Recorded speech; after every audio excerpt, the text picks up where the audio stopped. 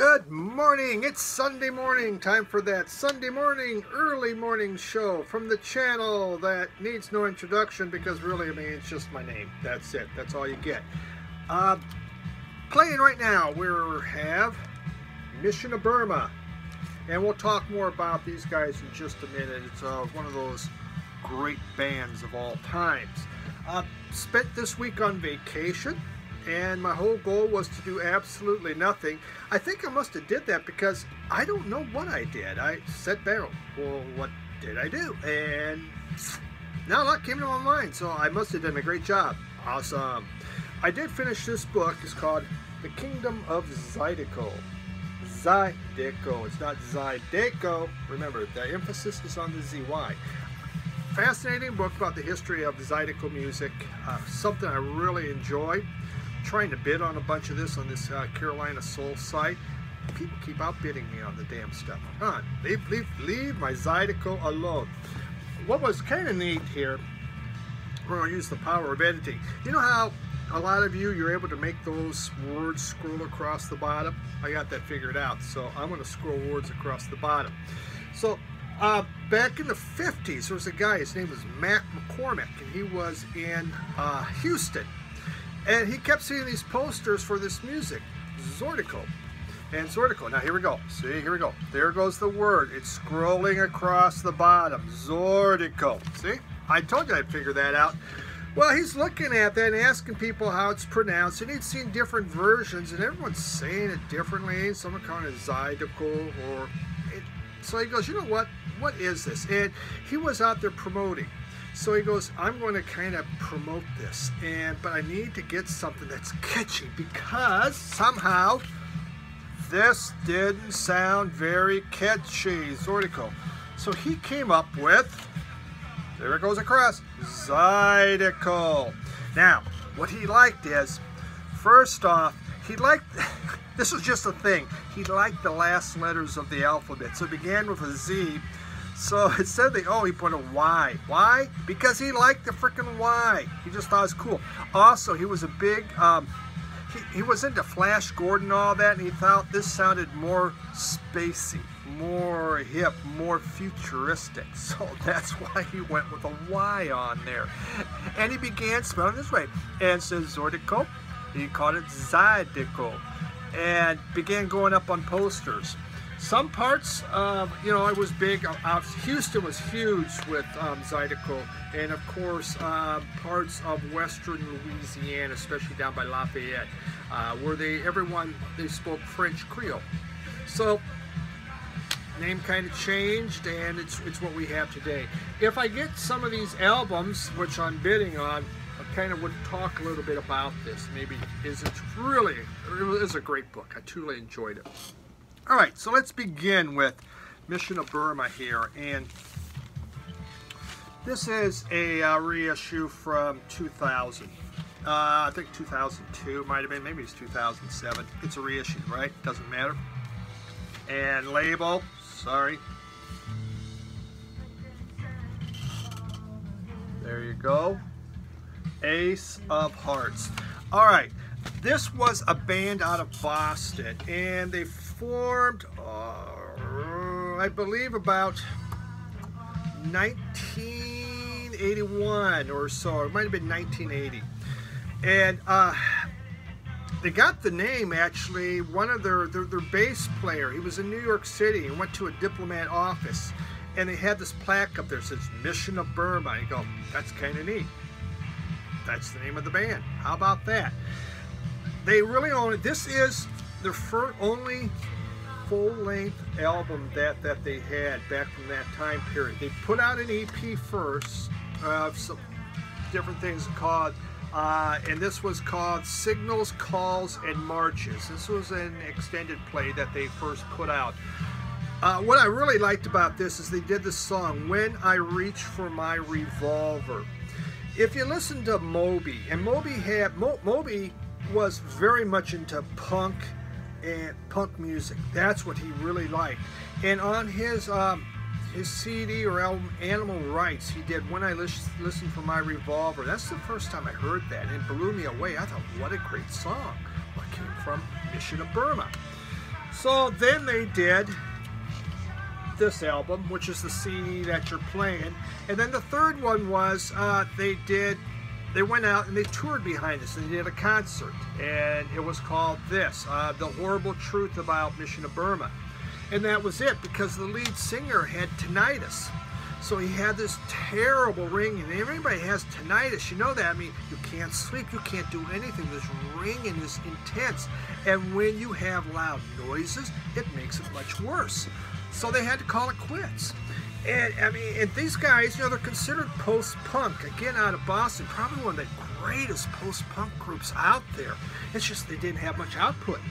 Later in the aughts, things got better. They were able to get back together, and they put out On and Off, and they put on the Obliterati. So those did come out later, but still considered one of the classic post-punk bands. You think Minutemen and all that. Mission of Burma. So well worth, if you see something like that. I wish I could find an original. I'm sure if I eBay or whatever, I don't know, that could cost. Doesn't matter, but I got the reissue. I have the CDs, and really a great group. So something neat. All right, so let's just start into all this. Let's begin with Greta Van Fleet. I got the new Greta Van Fleet. The album either you love or you hate.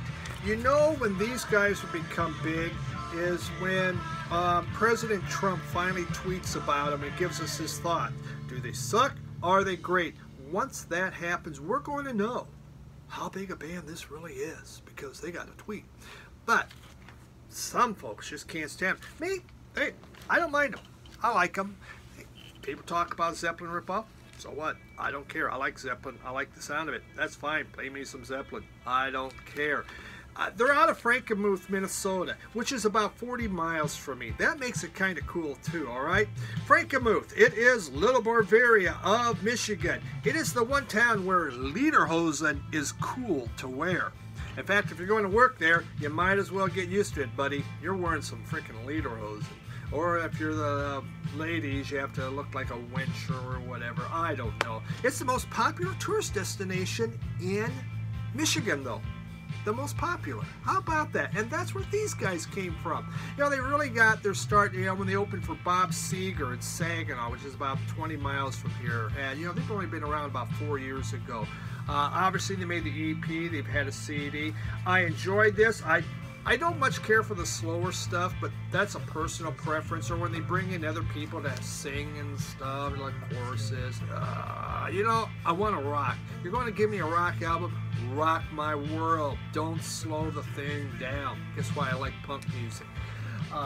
Elton John was with them earlier this year, and he gave them his words of advice where you guys need to be a little bit more... what is it? Flamboyant and dramatic when you're on stage. From Elton John, down for Van Fleet. Time for some being flamboyant. But it's three brothers and one other, and then the drummer. Kitzbach brothers, Mission of Burma. Greta Van Fleet. I liked it. All right, this was a fun album. Another Wanda Jackson. This is from 1964. It's called Both Sides of Me. Half of it's rockabilly, half of it's country. Here's what's fascinating on this one. Look at that. They wrote on it, huh? I got writing here, I got writing here. This album came from a radio station, a country western radio station.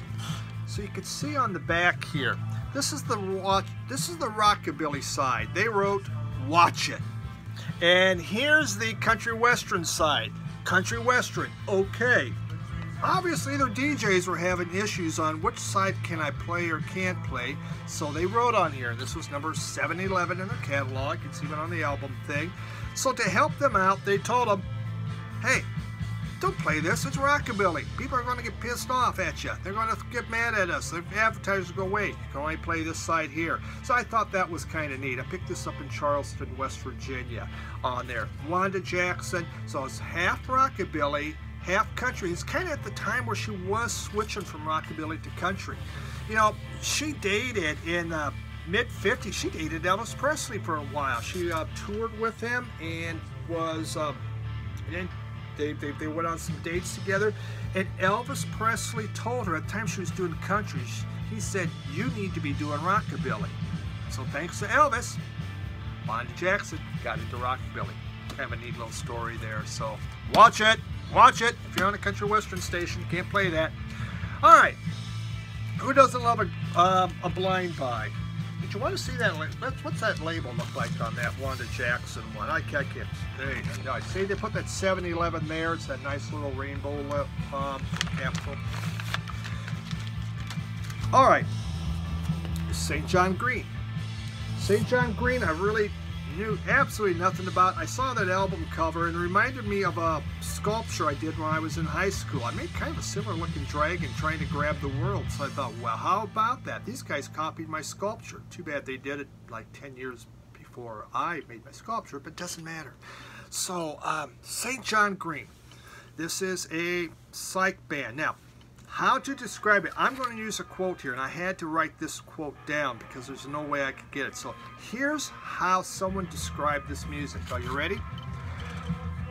By turns frightening, dark, funny and stupid, and it reeks of bad trip freakouts.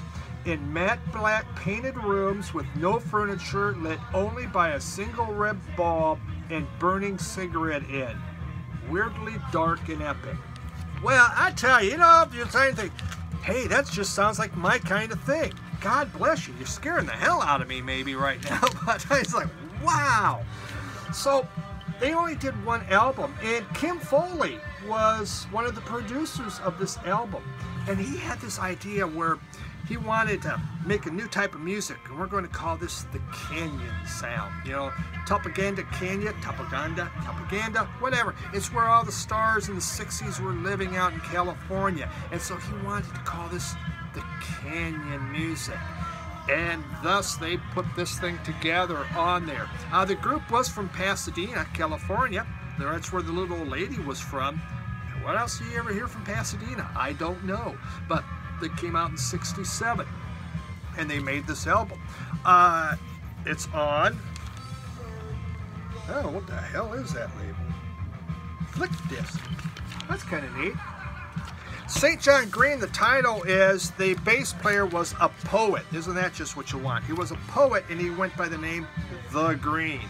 So, not The Green, went by St. John. That's what he called himself, St. John. So when they named the title of the band, well, we'll take St. John, we'll just call it St. John Green. So there we have that. Only album they ever made. Really, it's bizarre. It's interesting. It's psych rock, psych blues. I'm not an expert on it. There's a million channels that are really great, and they know this album. For me, it was just kind of a pickup, something really different to listen to. Some of it's really go, what the hey, man? I'm not on anything, so I'm not getting it. The other stuff was pretty listenable, and I kind of like. So it was a neat pickup. It was kind of an expensive blind buy, but I just had to see what the heck it was like. The Canyon sound. It never took off. Kim Foley tried. Kim Foley was always trying something. He tried. It never went. All right, another band I picked up, Frigid Pink. Frigid Pink. These guys were out of Detroit. This was their fourth album. This was the fourth album. And it is on Fantasy Records. So kind of start like more of a garage band, became more of a rock band. This album here was, they started in '67. I believe this maybe was '74 it came out. This was the third line. It was the fourth album, third lineup. These guys could not keep anybody. They're still making music out there today. It's just, there's no original members, just the names there. Good rock album. For those from Michigan, I was not born and raised in Michigan, so I don't know a lot of the bands. I've only been here 12 years, but I've heard a lot about this. I've seen it. So Frigid Pink, and I bought that. Totally enjoyed it. Little Feat here. This is Sailing Shoes. This was the second album by Little Feat, and it's just on, your basic there, Warner Brothers. So this one came out in '72. Lowell George and oh gee, the keyboard player. Sorry, boom, gone. They formed that band. Lowell George played for Frank Zappa and the Mothers of Invention, and he got fired from them. But Zappa must have liked him because Zappa helped him get a contract with Warner Brothers, which was really neat. And this was their second. This is an absolute classic. I've been trying to collect all the early Little Feet, so this was the last one I needed. So, ta-da! Hey, I got her done. Don't know what to do after this. I guess life's now complete for me. But Little Feet, the name came out of, in Zappa's band, the drummer looked at Lowell George, or looked at Lowell George and said, "Man, you got little feet." That's where it came from, Little Feet, because the drummer of Zappa was making fun of his feet. And they just kind of changed the name to F-E-A-T on there. So, again, Lowell George, he died at age 34, so he was very young of a heart attack. He had some different health issues, which is too bad. But absolute classic of the early 70s rock. Elton John Caribou. I have Elton John and CD, not much in album form, so I picked this up just because I didn't have it. MCA, and this one had the big, you know, the bitch's back was big, and oh jeepers creepers, what was that other one on here? Oh, Don't Let the Sun Go Down on Me. Just a nice, like Elton John, it's a nice listen to. I like Elton John, nothing wrong with that. I went into the Police. You know, I've had the Police on CD. I've had all their stuff on CD. When the Police came out, I didn't get them. I didn't like them that much. It wasn't my deal. You know, I'm in Talking Heads, B-52s, Gary Newman, all that. And the Police were kind of, you know, the reggae beat. I was not into the reggae stuff and that kind of sound. But as I went through life, you know, the CDs came out, I began buying the CDs, and then I began to appreciate Sting. And so now I decided, you know what, the albums aren't that expensive, let's just go out and get them. So, you know, we picked up, you know, their very first one, Outlandos de Amor, and that was from '78. We got here Zenada Mandata, that one's 1980, and Synchronicity from '83. This album kind of pissed me off when I went onto Discogs. I did not know this. I did not know this. They kept changing the stripes on the album. There's like 50 versions of this stupid thing. Maybe there's even more. It has red on top, blue on top. Then they changed all the pictures. So you're trying to enter this into Discogs. You know, what the heck are you guys doing? Why? Why do you have to do this? I know there's somebody out there that's trying to collect every single cover of this. If you need this one, let me know. $100, I'll give it to you. Okay? For $100 you can have it. You know, it was kind of fascinating on Sting. You know, Gordon Sumner, he's Sting. Well, he got the nickname of Sting because he liked to go around wearing sweaters that were black with yellow stripes. Kind of looked like a wasp, so he took up the nickname Sting. And really isn't that bad if you're kind of going to be in a punkish, rockish type of band. You can't really go out there saying your name's Gordon. This sounds like you might get beat up. Sting, though, nobody's going to beat up someone that's named Sting. And it's neat to sell and easy to remember on there.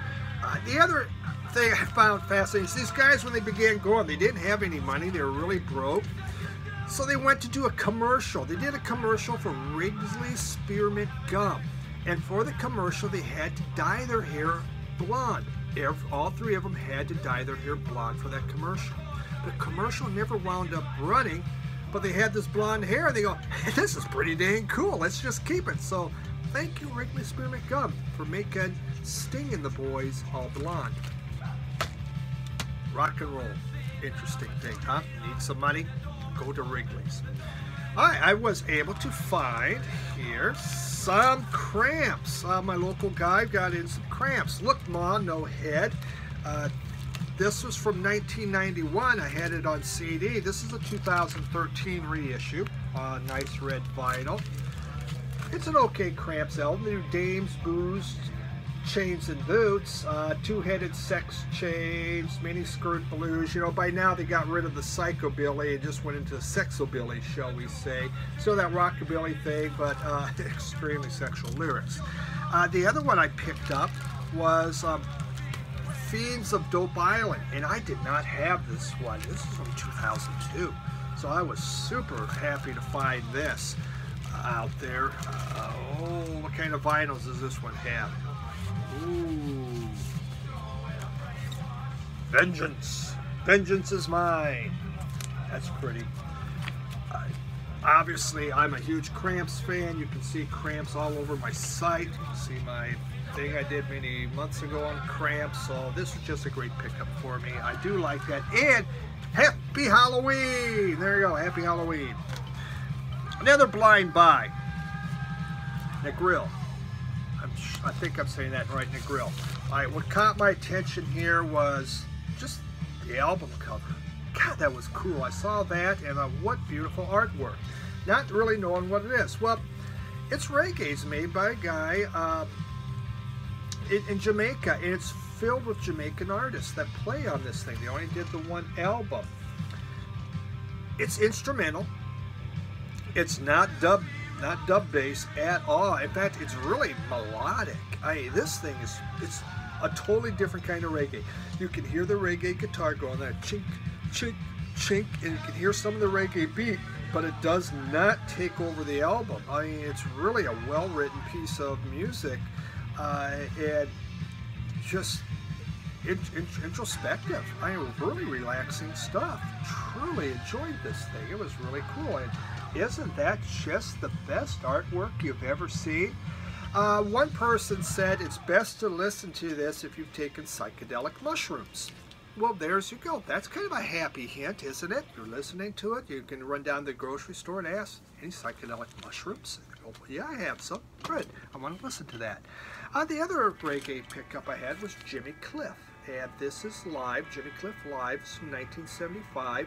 He goes through a lot of his early hits on here. You know, he has Wild World, which he did a version of that was really popular. The Harder They Come is on here. And, you know, you can get it if you really want it. I don't own any Jimmy Cliff, so I just saw that there's only Jimmy Cliff they have, so I gave it a shot, and I really enjoyed it. Live album from him. Otis Redding, Carla Thomas. This was the last album that Otis Redding made before he passed away, and then obviously Dock of the Bay came out. This was in response to Motown with Marvin Gaye and Tammy Terrell. Saying that right? Sorry again, we'll call it the old age. So Stax is going, well, you know what? We have to do our thing. Let's get our album out there. Let's put Otis and Carla Thomas together. And so they did on Stack Records. And they made this. It's all covers except for one song, Oh Carla, Oh Otis. Yay, that was a neat thought. Otherwise, you have like Knock on Wood, they do. Now, both of these were huge artists for Stax Records at the time. And this was done in 1967. So it was a really nice mashup. The album just, the vinyl kind of sucks. It cracks way too much. So I couldn't truly enjoy it. I need to find a better copy. I mean, the cover itself was beautiful. And, you know, when you're in a record store, you pull out, look, I didn't see the cracks. It looks okay. How do record stores put up lights that don't show scratches? I come home, I can see every freaking scratch there is. In a record store, I can't find any of them. Maybe I need to take my flashlight and look. So that was the disappointing part of that one. Also brought in a Cloud 9 from the Temptations. This came out in 1968. This was the first album that Motown won a Grammy for Best R&B Performance in Group. How about that? It took them that long on here. You know, the Temptations wanted to update their sound. They heard what was going on. They heard everything happening, and we're still talking about love. They go, no, man, let's talk about war. Let's talk about drugs. And they did, and out came Cloud 9, which is an excellent album. I mean, I've been looking for this thing, too. They do their version of Heard It Through the Grapevine. Did every single artist at Motown do a version of Heard It Through a Grapevine? Maybe we should just make an album of that. the complete Heard It Through the Grapevine album. Put everybody on there. Again, it looked, you know, nice looking cover, it looked good. I get it home and it just crackles and pops a lot. And so that part was really disappointing. I'm going to have to look for better vinyl, but the album cover is great. I have wanted this one. I don't own much Temptation in vinyl, so I was happy to find it. Continuing on with soul, we have the Reverend Al Green. Oh, what was this one on? You'll see, there we go. James Griffith, I'm sorry, I just forget to do that. On the Gordy label. Okay. So we had Al Green here. And I believe this was Al Green's, but this was the second really major one that he had. Hi.